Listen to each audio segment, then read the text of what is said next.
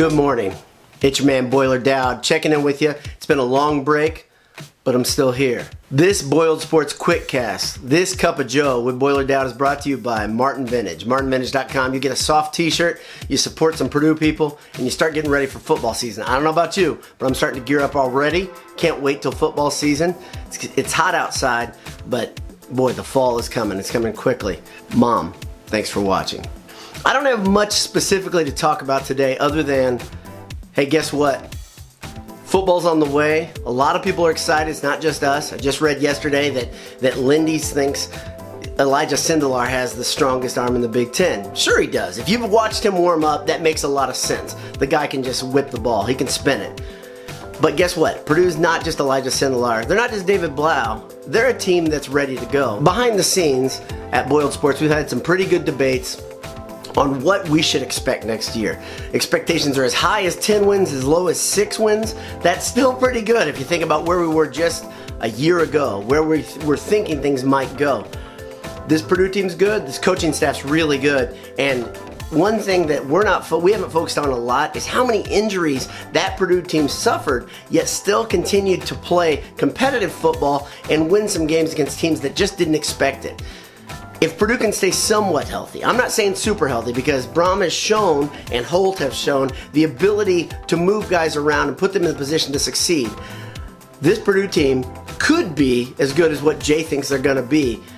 I don't think that's a possibility, but it could happen. On the basketball side, Carson Edwards is getting some real pub. People say he's the best. Some are saying he's the best returning player in America. And my son, who's a pretty smart and an astute sports fan, said, but everybody goes pro who's really interesting to the next level. There's no doubt about that. And obviously Carson Edwards is a real talent and a guy that could make some noise on the next level.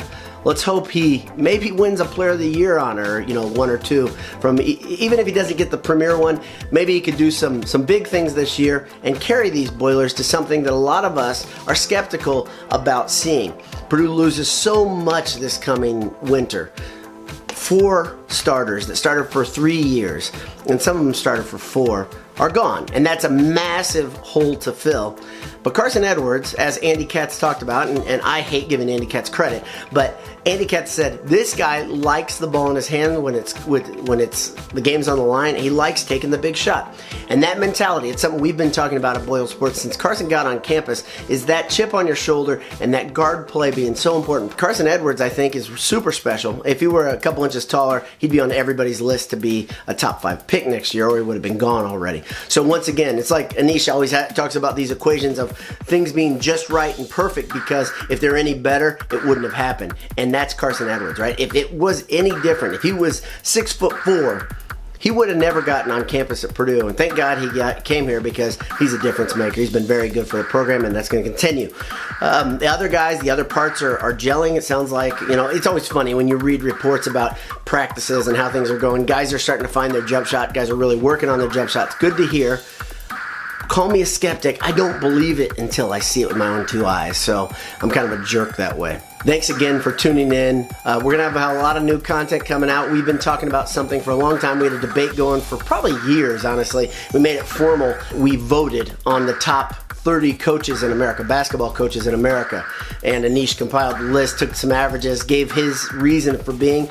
That post is coming. It's waiting in the wings, and it'll be a good one. I can promise you that, because there's been a lot of thought that's gone into that. This is Boiler Dowd from the Boiled Sports Podcast Network.